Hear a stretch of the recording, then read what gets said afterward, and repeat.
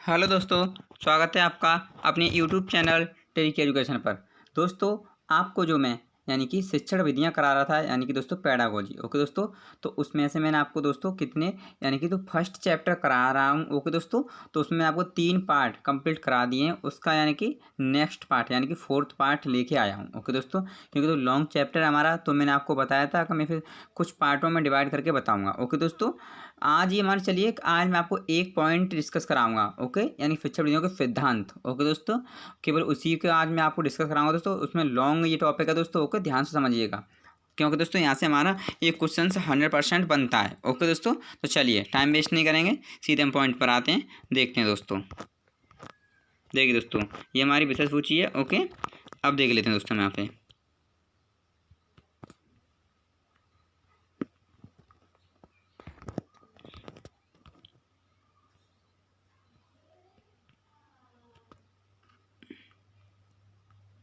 देखिए दोस्तों, ये है हमारे यानी कि शिक्षण सिद्धांत। ओके दोस्तों, ध्यान समझिएगा।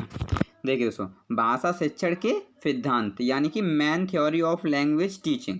ओके दोस्तों, इम्पोर्टेंट है, ध्यान रखिएगा दोस्तों। आज हम एक ही टॉपिक अपना डिस्कस करेंगे दोस्तों। लॉन्ग टॉपिक है। ओके, चलिए देखिए तो क्या होता है ये। तो पहला क्या है दोस्तों हमारा, पहले ये देख लेते हैं दोस्तों। कुछ यानी कि जो इंपॉर्टेंट सिद्धांत हैं वो इसमें दिए गए हैं, वो आपको मैं बताने वाला हूँ। पहला क्या है दोस्तों हमारा, क्रियाशीलता का सिद्धांत। ओके दोस्तों, ध्यान रखना इस बात को दोस्तों। तो हमारा पहला क्या है, क्रियाशीलता का सिद्धांत यानी थ्योरी ऑफ मतलब क्रिएटिविटी। ओके दोस्तों, थ्योरी ऑफ क्रिएटिविटी। ओके दोस्तों, तो पहला हमारा सिद्धांत है। तो क्या है देख लेते हैं। इस सिद्धांत का मुख्य उद्देश्य है दोस्तों करके सीखना। दोस्तों क्रियाशीलता का मतलब ही क्या है, यानी करके सीखना, यानी कि लर्निंग बाई डूइंग। ओके दोस्तों, यानी लर्निंग बाई डूइंग, यानी कि चलिए मैं बताता हूँ आपको। बच्चा इस सिद्धांत के अनुसार जल्दी सीखता है। ओके दोस्तों, इस सिद्धांत के अनुसार बच्चों से प्रश्न पूछना स्कूल में साहित्यिक। चलिए आगे देख लेते हैं दोस्तों हम। देखिए दोस्तों, यहाँ से अब हमारा आगे चलेगा, जो मैं अब बता दिया उससे आगे। ओके दोस्तों, देखिए दोस्तों, यानी कि तो कार्यक्रम चलाकर पाठ का अभ्यास करवाना, बच्चों से लिखित एवं मौलिक कार्य करवाकर क्रियाशील रखा जाता है। ओके दोस्तों, तो देखिए किन किन हमारे साइंटिस्टों ने इस चीज़ में मतलब अपना वो सीधी सी बात है कि अपनी जो दोस्तों यानी कि राय दी है वो देख लेते हैं। एक फ्रॉबेल यानी कि थे, एक जॉन डीवी, और दोस्तों एक गांधी, और एक पार्क। ओके दोस्तों, और एक थे मांटेसरी और ईस्ट। ओके दोस्तों, आदि शिक्षा शास्त्रियों ने भी इसी सिद्धांत पर बल दिया है। ओके दोस्तों, यानी क्रियाशीलता का सिद्धांत यानी करके सीखना। ओके दोस्तों, यानी कि Froebel, John Dewey, Gandhi, park और मांटेसरी और ईस्ट, इनका ये कहना था दोस्तों कि बच्चों को सबसे ज़्यादा मौका मिलना चाहिए, यानी कि उन्हें पहले करके खुद ही मतलब करके सीखना चाहिए, यानी कि उन्हें खुद दोस्तों कोशिश करनी चाहिए। ओके, चलिए आगे चलते हैं दोस्तों। आगे क्या है देख लेते हैं।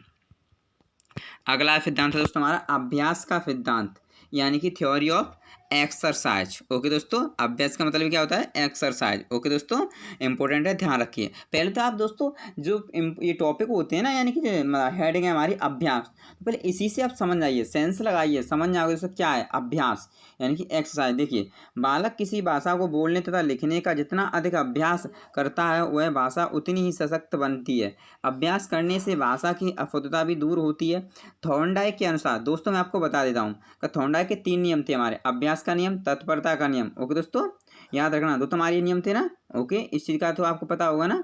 ओके दोस्तों, अभ्यास का नियम, तत्परता का नियम और प्रभाव का नियम। ओके दोस्तों, ये 3 मतलब नियम थे थॉर्नडाइक के। चलिए, भाषा एक कौशल है जिसका विकास अभ्यास पर ही निर्भर करता है, अतः अभ्यास के द्वारा ही भाषा सुगम, सरल, रुचिकर तथा प्रभावशाली बनती है। ओके दोस्तों, ये कहना है थॉर्नडाइक का, क्योंकि दोस्तों आप समझते हो कि थॉर्नडाइक ने 3 नियम दिए थे, अभ्यास का, प्रभाव का और तत्परता का नियम। ओके दोस्तों, इंपॉर्टेंट है, ध्यान रखिएगा। चलिए दोस्तों आगे चलते हैं। अब हम देख लेते हैं अनुबंधन या सहचर्य का सिद्धांत। दोस्तों, अनुबंधन या सहचर्य का सिद्धांत यानी कि थ्योरी ऑफ दोस्तों कंडीशन यानी कि कंडीशनिंग और एसोसिएशन, यानी कि दोस्तों थ्योरी ऑफ कंडीशनिंग दोस्तों एसोसिएशन। ओके दोस्तों, इंपॉर्टेंट है, ध्यान रखिएगा। चलिए दोस्तों आगे देख लेते हैं।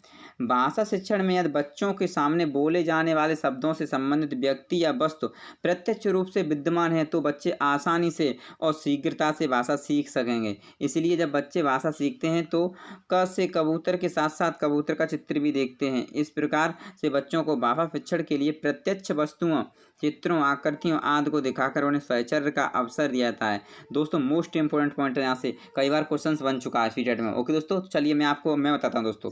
देखिए कहने का मतलब ये अनुबंधन या फचर का मतलब क्या, अनुबंधन तो ये हो गया कि आप बता रहे हो बच्चों को दोस्तों कि ये का से कबूतर होता है, लेकिन दोस्तों आपने जो उसे पिक्चर दिखाई दोस्तों उसके सामने, तो वो क्या होगा, सहचर्य का सिद्धांत हो गया, वो उसमें सहचर्य ये चीज़ हो गई। ओके दोस्तों, तो उम्मीद यानी कि उन्हें जो चीज़ हमने दिखाते हैं वो क्या होगा, सहचर्य। फचर का मतलब यानी कि फायदे सूत्र आपने अगर दोस्तों पढ़ा होगा यानी मैथ में। ओके, a+b+c बराबर के दोस्तों आपने पढ़ा होगा a और कोष्टक के अंदर दूसरे में b+c। ओके दोस्तों, यही होता था हमारा सहचर्य का नियम। तो वही चीज़ दोस्तों ऐसे मान लो कि मिला करके दोस्तों इन चीज़ों को, ओके, तो यानी कि ध्यान रखना, क्योंकि दोस्तों का बच्चों को हम कोई भी चीज़ बताते हैं तो दिखा करके जल्दी बता सकते हैं। ओके दोस्तों, ये पॉइंट मैंने कल भी डिस्कस किया था वीडियो में। ओके दोस्तों, तो इसको ध्यान रखिएगा। चलिए दोस्तों आगे चलते हैं। अभिप्रेरणा एवं रुचि का सिद्धांत। ओके दोस्तों, अभिप्रेरणा एवं रुचि का सिद्धांत। अभिप्रेरणा तो समझते ही दोस्तों। ओके, यानी कि ध्यान रखना दोस्तों, मोटिवेशन होता है ना, अभिप्रेरणा मिलती है, कहते हैं हमें उससे प्रेरणा मिल रही है। ओके, यानी कि मोटिवेशन एंड इंटरेस्टेड दोस्तों, theory of motivation and interested, interest माने रुचि। ओके दोस्तों, चलिए देखते हैं दोस्तों। शिक्षण कार्य सदैव बच्चों की रुचि के अनुसार होना चाहिए। एक शिक्षक का यह कर्तव्य है कि वह पाठ्य योजना को रुचिकर बनाए ताकि बच्चे सीखते समय अपना पूरा ध्यान केंद्रित कर सकें। शिक्षक अपने शिक्षण कार्य में कहानियाँ, कविताएं, पहेलियाँ आदि को शामिल कर सकता है। बच्चों में प्रतियोगिता के द्वारा अंत्याक्षरी यानी अंताक्षरी बोलते हैं के द्वारा चित्र एवं मॉडल दिखाकर भी रुचि उत्पन्न की जा सकती है। चलिए अब मैं आपको नॉर्मल लैंग्वेज बताता हूँ दोस्तों। कहने का मतलब ये है दोस्तों का एक टीचर है दोस्तों बच्चों में रुचि कैसे उत्पन्न कर सकता है दोस्तों, वो उन्हें खेल मतलब खेल के द्वारा कोई शिक्षण यानी कि देगा। ओके दोस्तों, और उन्हें मतलब किताबें को मतलब कहानियाँ सुना करके शिक्षण देगा दोस्तों। ओके, यानी कि मॉडल दिखा करके शिक्षण यानी कि मतलब उन्हें देगा। तो कहने का मतलब दोस्तों उन्हें तब हम रुचि उत्पन्न कर सकते हैं। ये नहीं कि हम सीधे पहुँच के चलो ये लर्न करके दिखाओ, हमें ये बताना है दोस्तों, ऐसा कुछ नहीं है। सीधी सी बात है दोस्तों कि तुम्हें आपको पता होना चाहिए कि NCF दोस्तों 2005 में ये बताया गया है कि बच्चों को दोस्तों कतई बल नहीं देना है। ओके दोस्तों, तो यानी कि मैं बता चुका हूँ कि तो आप रुचि कैसे उत्पन्न कर सकते हो दोस्तों। ये कई चीज़ें इंपॉर्टेंट यहाँ से पॉइंट्स हैं, यहाँ से हम बच्चों में रुचि उत्पन्न कर सकते हैं, क्योंकि NCF 2005 में बताया गया है कि बच्चों पर यानी बल कतई नहीं देना है। ओके दोस्तों, यानी कि ना कोई बेबस। और मैं एक चीज़ दोस्तों, मैं आपके लिए एक बार दोस्तों एक फ्रेश वीडियो लेके आऊँगा दोस्तों, यानी कि टैग वर्ड्स के ऊपर। ओके दोस्तों, कुछ ऐसे पॉइंट्स होते हैं कि देखते ही आप दोस्तों बता दो कि हमारे ये नेगेटिव पॉइंट है। ओके दोस्तों, ये हमारा आंसर गलत होगा। ओके, जैसे हमारे ओनली, केवल वगैरह ये चीज़ें आती हैं दोस्तों, तो ये हमारे नेगेटिव वर्ड्स होते हैं। और आप जानते हो दोस्तों कि हमारी पेडागॉजी में नेगेटिव वर्ड को हटाना है, पॉजिटिव को लगाना है। ओके दोस्तों, ये चीज़ ध्यान रखना हमेशा। ओके, चलिए आगे चलते हैं दोस्तों। हार्वर्ड के अनुसार, अब हार्वर्ड इसके बारे में क्या कहते हैं दोस्तों, वो देख लेते हैं। शिक्षक को बच्चों की रुचि का सदैव ध्यान रखना चाहिए। जब बच्चों की रुचि पढ़ने की ओर ना हो तो उन्हें पढ़ाना नहीं चाहिए, इससे उनके विकास में बाधा पहुंचती है। पाठ पढ़ाने से पूर्व उन्हें पाठ में बच्चों की रुचि पैदा करनी चाहिए, जिससे पाठ को अच्छी तरह समझा जा सके। दोस्तों हार्वर्ड का कहना ये था कि अगर बच्चे का पढ़ने में मन नहीं है तो ये नहीं है कि उसे मतलब ज़बरदस्ती दोस्तों बैठा रहे रहो कहाँ पढ़ो। ओके दोस्तों, यानी कि मेरी बात को समझिए, अगर सीधी सी बात है मैथ पढ़ा रहे हो दोस्तों, बच्चों का मन नहीं लग रहा है तो आप टॉपिक को चेंज कर सकते हो। ओके दोस्तों, ये नहीं है कि चलिए आप मत पढ़ाइए बिल्कुल भी दोस्तों, आप यानी कि सब्जेक्ट यानी टॉपिक चेंज कर सकते हो। ओके दोस्तों, उम्मीद करता हूँ ये भी आपको इतना पॉइंट समझ में आ गया होगा। चलिए आगे देखते हैं। अनुकरण का सिद्धांत दोस्तों इंपॉर्टेंट दोस्तों, ये भी हमारा यानी थ्योरी ऑफ इमिटेशन। ओके दोस्तों, थ्योरी ऑफ इमिटेशन दोस्तों, यानी कि अनुकरण का सिद्धांत। अनुकरण जानते हो यानी कॉपी करना, नकल करना दोस्तों। यानी कोई बच्चा है, आप दोस्तों जैसे आप सीधी सी बात है, आप दोस्तों किसी को गाली गलौज दिखाते हो, अरे बच्चे इससे बोल दो कि मैं तुझे डांटूंगा, मैं तो थप्पड़ मारूंगा, तो छोटा बच्चा होता है बोलने लगता है कि मैं तुझे मारूंगा, तो वो क्या है, अनुकरण करना। ओके दोस्तों, इतना ध्यान रखना। चलिए मैं आपको बता देता हूँ, लेकिन बच्चों को अपने आसपास के वातावरण में जो भाषा सुनने को मिलती है वे उसी भाषा को सीखते हैं। अभी बताया था मैंने आपको दोस्तों, यानी कि जो चीज़ हम बच्चे के सामने बोलेंगे वही चीज़ बच्चा यानी कि अनुकरण करता है यानी सीखता है। तो बस यही अनुकरण है दोस्तों, और कुछ नहीं है। उम्मीद करता हूँ यही पॉइंट समझ में आ गया होगा। चलिए दोस्तों आगे चलते हैं। दोस्तों बोलचाल का सिद्धांत, थ्योरी ऑफ कन्वर्जेशन। ओके दोस्तों, थ्योरी ऑफ कन्वर्जेशन यानी कि बोलचाल का सिद्धांत। चलिए दोस्तों देखते हैं, प्राचीन समय में जब एक शिक्षक बच्चों को भाषा सिखाता था तब वह बोलता था तथा अन्य सभी छात्र मौन होकर केवल सुनते थे, परंतु वर्तमान समय में छात्र और शिक्षक दोनों ही सक्रिय होते हैं। छात्र बीच बीच में बोलकर अपने प्रश्नों के उत्तर प्राप्त करता है। प्राचीन समय में छात्र मौन रहते थे अर्थात निष्क्रिय रहते थे, केवल शिक्षक ही सक्रिय होता था। तो दोस्तों वर्तमान में शिक्षा शास्त्रियों के अनुसार भाषा मतलब दोस्तों सीखते समय शिक्षक। ओके दोस्तों, देखिए बोलचाल का सिद्धांत है ये। चलिए मैं आपको अभी बताऊंगा दोस्तों, अब आगे पहले देख लेता हूँ। यहाँ से हमारा उतना ही उसमें देखिए दोस्तों, तथा छात्र दोनों को सक्रिय होना चाहिए और बोलचाल के द्वारा भाषा सीखनी चाहिए। उनके अनुसार पढ़ने तथा लिखने की अपेक्षा बोलने से भाषा को शीघ्र सीखा जाता है। देखिए दोस्तों, कहने का मतलब ये है वही सेम सिस्टम करके सीखना, जैसे बोल के सीखना, भाषा को सीख रहे हो दोस्तों। आप किताब पढ़ोगे दोस्तों, अगर आप ये मौन होकर दोस्तों पढ़िए, आपके माइंड में इतनी जल्दी फीड नहीं होगा। आप बोल के पढ़िए दोस्तों, आप जल्दी लर्न कर लोगे। ओके दोस्तों, तो वही चीज़ थी पहले के जो लोग पढ़ाते थे दोस्तों, यानी कि बच्चे पढ़ते थे तो वो मौन होकर सुनते थे और टीचर पढ़ाता था दोस्तों। ओके, लेकिन अब क्या है कि दोनों तरफ से सक्रिय होते हैं, शिक्षक भी और दोस्तों बच्चा भी। ओके दोस्तों, तो बीच बीच में बच्चे अपने क्वेश्चंस करते रहते हैं टीचर से। ओके दोस्तों, तो यही एनसीएफ में मतलब अभी बताया गया है। ओके दोस्तों, चलिए आगे चलते हैं। आवृत्ति का सिद्धांत दोस्तों, आवृत्ति का सिद्धांत यानी कि थ्योरी ऑफ रिपीटेशन। ओके दोस्तों, थ्योरी ऑफ रिपीटेशन। ओके दोस्तों, चलिए देखिए, मनोवैज्ञानिकों के अनुसार सीखी हुई बातों को जितना अधिक दोहराते हैं वह उतनी ही अधिक समय तक याद रहती है। किसी भी पाठ को बार बार दोहराने से वह लंबे समय तक याद रहता है। इस सिद्धांत के अनुसार अधिगम स्थायी व सार्थक बनता है, इसीलिए आवृत्ति को स्मृति के माता पिता की संज्ञा भी दी जाती है। चलिए दोस्तों, अब मैं आपको समझाता हूँ आवृत्ति का सिद्धांत क्या है दोस्तों। यानी कि रिपीटेशन समझ रहे हो ना दोस्तों, या रिपीट करना कोई चीज़ दोस्तों, ये तो आप जानते हो दोस्तों। क्या नहीं, कोई चीज़ आप दोस्तों कई बार रिपीट करोगे दोस्तों तो वो आपको अच्छे से लर्न हो जाएगी, माइंड में फीड हो जाएगी। और वही हिसाब है कि आपको कोई चीज़ याद करने के लिए दी, आपने एक बार तो लर्न कर लिया, फिर आपने 10-15 दिन किताब खोल के नहीं देखी, आप भूल गए दोस्तों। लेकिन ये मान चलिए आपने वही चीज़ लर्न की, आज कर लिया, लर्न आपने तो कर लिया दोस्तों, आपने 2 दिन फिर उसे खोली देख लिया, 2 दिन फिर देख लिया, तो ऐसे क्या होगा दोस्तों का आपके अच्छे से वो माइंड में फीड हो जाएगी और काफ़ी लॉन्ग समय तक यानी कि आपके माइंड में वो फीड रहेगा। ओके दोस्तों, तो ये होता है आवृत्ति का सिद्धांत दोस्तों, इंपॉर्टेंट है, ध्यान रखिएगा। चलिए दोस्तों आगे देख लेते हैं हम परिपक्वता का सिद्धांत दोस्तों, यानी कि मैच्योरिटी। ओके दोस्तों, परिपक्वता या थ्योरी ऑफ मैच्योरिटी दोस्तों। ओके, परिपक्वता का सिद्धांत चलिए देख लेते हैं दोस्तों।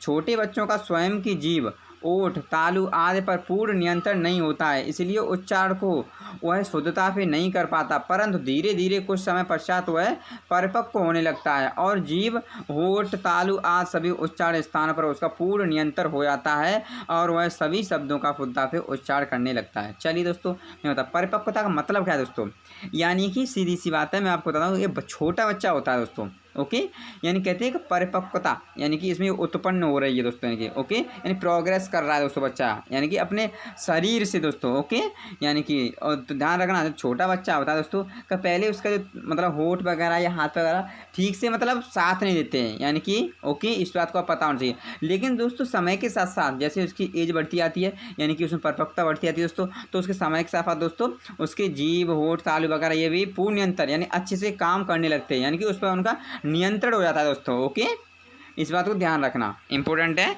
चलिए आगे देखते हैं दोस्तों, अनुपात एवं क्रम का सिद्धांत दोस्तों। अनुपात एवं क्रम का सिद्धांत यानी theory of ratio and series दोस्तों। Okay, theory of ratio and series. देखिए, किसी भी भाषा को सीखने के लिए एक निश्चित क्रम होता है, इसी क्रम के अनुसार यदि भाषा को सिखाया जाता है तो वह भाषा आसानी से सीख सकते हैं। भाषा को सीखने का निश्चित क्रम है दोस्तों। कहने का अनुपात का मतलब क्या था, रेशियो, क्रम होता है दोस्तों, रेशियो का मतलब ओके, ये तो जानते हो ना कि रेशियो बना रहे हैं हम कोई चीज़, ओके, कि उसके ये बराबर उसको बोलते हैं ना 1/2, एक अनुपात बना के चलते हैं। ओके, चलिए मैं बता देता हूँ आपको। जैसे पहला पॉइंट है श्रवण। ओके, देखिए श्रवण दोस्तों, पहला पॉइंट है सर्वप्रथम बच्चा बातों को या भाषा को सुनता है। श्रवण क्या था, सुनना होता है ना दोस्तों, ये तो जानते ही हो आप। श्रवण माने क्या होता है, सुनना। सर्वप्रथम बच्चा बातों को या भाषा को सुनता है तब उसका अर्थ समझने का प्रयास करता है। ओके दोस्तों, दूसरा पॉइंट क्या है, अभिव्यक्ति या बोलना। अभिव्यक्ति मतलब कहते हैं अभिव्यक्त करना, यानी कि प्रस्तुत करना, व्यक्त करना। ओके दोस्तों, देखिए किसी भी भाषा को सुनने के पश्चात जब बच्चा उसके अर्थ को ग्रहण कर लेता है तो वह स्वयं अपने मन के भावों को बोलकर ओके दोस्तों दूसरों के सामने प्रकट करता है। यानी कि ये हमारा एक, मैंने आपको बताया था दोस्तों कई वीडियो में, देखिए एक हमारी स्किल्स होती हैं दोस्तों।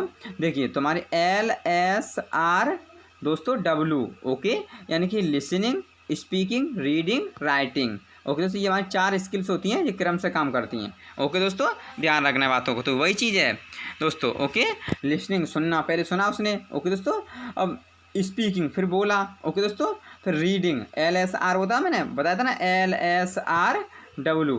ओके दोस्तों, देखिए listening, speaking, reading, writing. Okay, चलिए अब देख लेते हैं पठन। दोस्तों अब क्या है हमारा पठन, वाचन, यानी कि सुनने तथा बोलने के पश्चात बच्चा भाषा को पढ़ना सीखता है। ओके दोस्तों, अब आपको दिक्कत नहीं होनी चाहिए। आपको मैं दोस्तों स्किल्स यानी कि ये बता चुका हूँ आपको। ओके दोस्तों, यानी कि सब स्किल्स जो मैं बता चुका हूँ आपको दोस्तों, यानी कि 4 होती है हमारी LSRW। ओके दोस्तों, यानी कि हमारी देख क्या होता है, listening, speaking, reading, writing. Okay दोस्तों, चलिए चौथा क्या है, लेखन, यानी सुनने, बोलने तथा पढ़ने के पश्चात बच्चा उस भाषा को लिखना भी सीखता है। ओके दोस्तों, देखिए मैं बोला था सुनना, बोलना, पढ़ना, लिखना। ओके दोस्तों, इम्पोर्टेंट है, ध्यान रखिएगा। चलिए दोस्तों अब आगे देख लेते हैं हम दोस्तों।